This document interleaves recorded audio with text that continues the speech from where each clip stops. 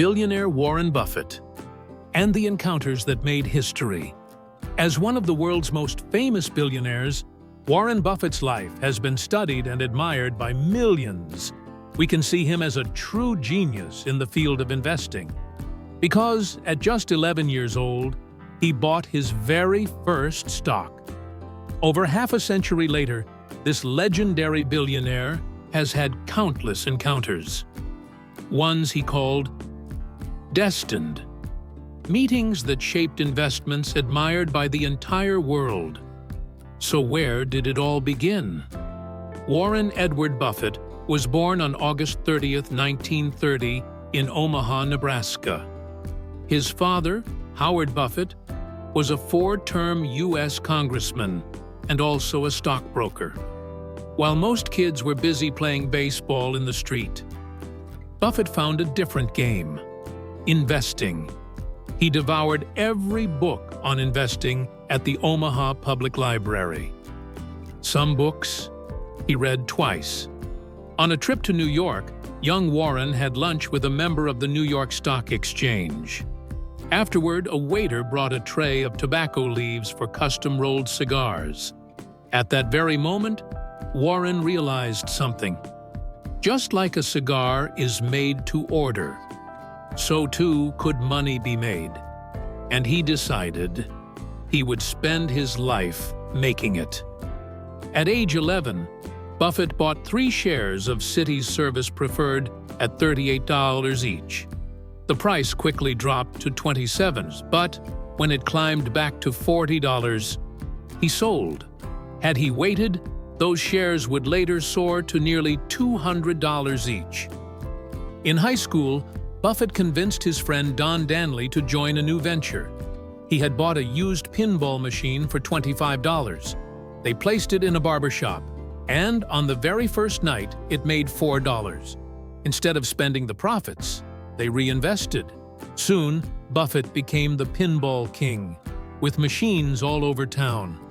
1 year later, he sold the business for over $1,000. By age 15, after multiple hustles, selling golf balls, stamps, and delivering newspapers, Buffett had saved what would be worth over $50,000 today. His goal? To be a millionaire by age 35. School, however, wasn't his strong suit. Buffett frustrated his teachers, and even at the University of Pennsylvania, he was restless. At first, he dreamed of Harvard Business School. He aced the interview talking about stocks. But Harvard rejected him after just 10 minutes. Buffett would later call this the most important rejection of his life. Seeking another path, Buffett discovered Columbia University, and more importantly, Benjamin Graham. Graham's book, The Intelligent Investor, gave Buffett the roadmap to value investing. He enrolled at Columbia and became Graham's best student. Yet even then, Graham refused to hire him.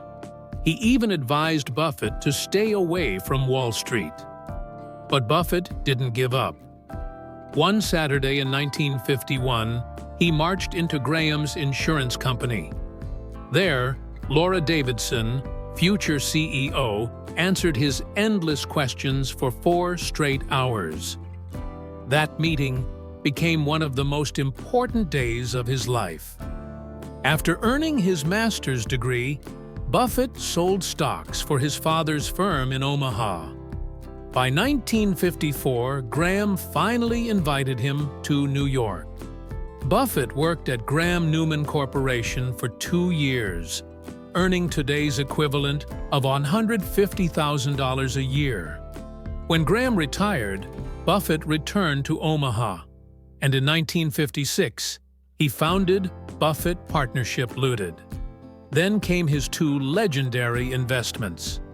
In 1962, Buffett merged all his partnerships and invested in a struggling textile company, Berkshire Hathaway.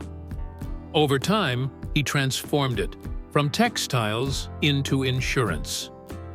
By the 1980s, Buffett's wealth exploded. In 1982, his net worth was $376 million. By 1986, he was a billionaire. And yet, at Berkshire Hathaway, he paid himself only $50,000 a year. In 1988, Buffett made one of his greatest moves. He bought a 7% stake in Coca-Cola for $1 billion. Over the next 27 years, that single investment grew 16-fold, an average annual return of 11%. By 2008, Buffett was the richest man in the world, worth $62 billion, surpassing even Bill Gates. But Buffett's personal life was complicated. In 1952, he married Susan Thompson. They had 3 children, Susan, Howard, and Peter. Yet, for much of their marriage, they lived apart. Susan eventually introduced him to Astrid Menks, who later became his second wife after Susan's passing in 2004. Despite his fortune, Buffett has always lived modestly. In 1958, he bought his Omaha home for $31,500. He still lives there today. No yachts, no extravagant mansions, just a simple Cadillac, replaced only when his daughter insisted.